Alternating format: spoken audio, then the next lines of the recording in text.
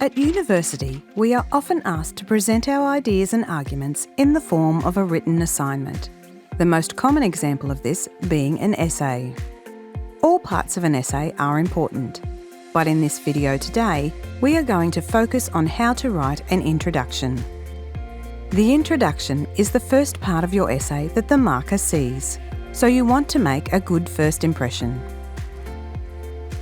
Give clear signals about what your essay will cover, and show how you will answer the essay question. An introduction is organised into 3 important parts. Each of these parts has an important job to do. The first job is to provide an orientation to the overall topic of the essay and the context of the topic. The second job is to give what is called a thesis statement, which tells your reader in broad terms what the answer to the essay question will be. The third and final job is to provide a map of how you will respond to the question. In other words, what you will address and the order you will address it in. Let's look at an example of an essay question, and then an introduction that has been written in answer to this question. Our question is, discuss why assignment essays are common assessment tasks in undergraduate tertiary coursework, and evaluate the effectiveness of assignments as an avenue for learning. Now let's look at the introduction. The first sentence shown here is the orientation to the overall topic.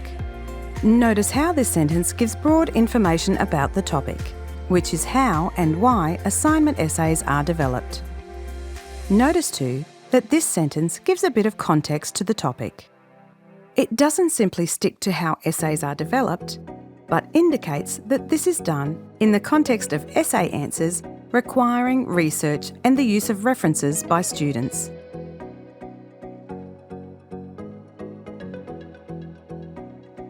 The second part of the introduction is what is called the thesis statement. Think of the thesis statement as a broad indication of your answer to the essay question.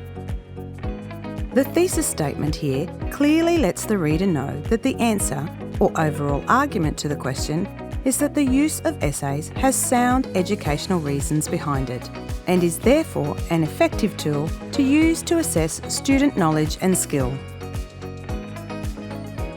The third part of the introduction is what we call the map of how the essay will be presented.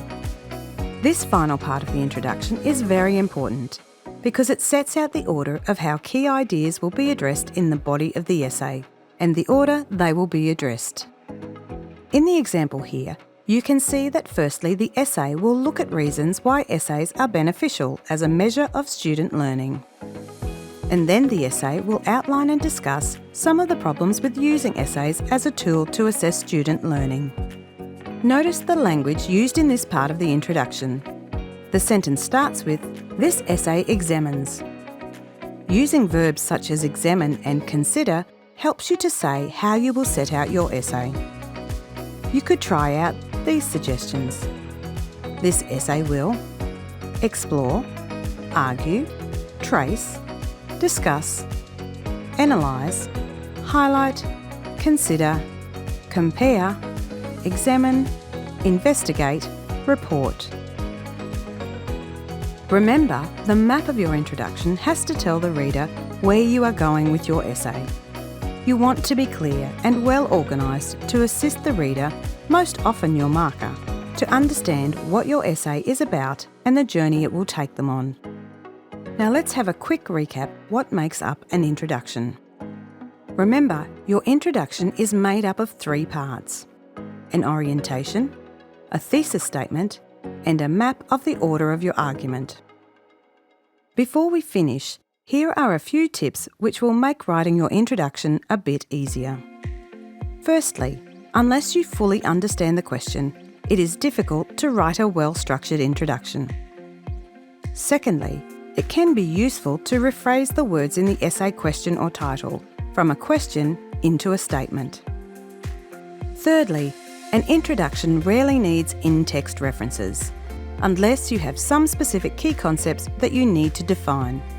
The introduction should convey broad information which you will expand upon in the body of your essay.